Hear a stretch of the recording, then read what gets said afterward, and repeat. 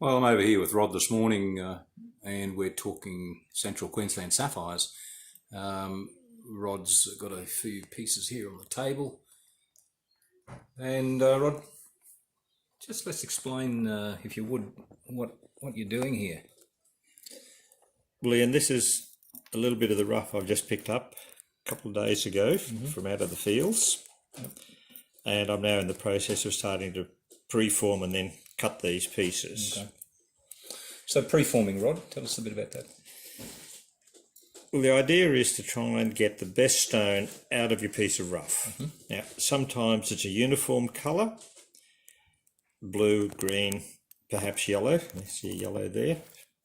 Other times it might be one of our party colours. This one, blue and yellow.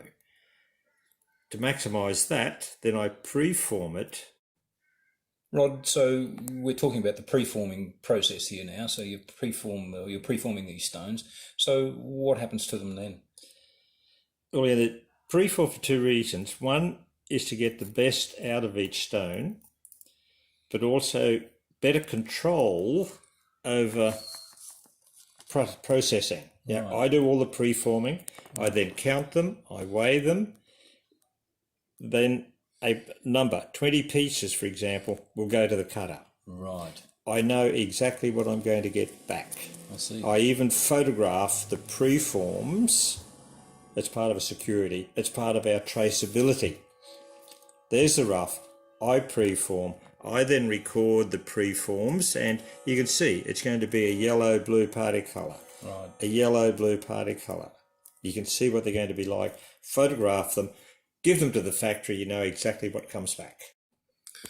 So, Rod, the parcel here, you take that up to our workshop partners up in Thailand, and you deliver the parcel to them. You know exactly which stones are in there, and then they do the final cut and polish, and we arrive back with the final pieces here.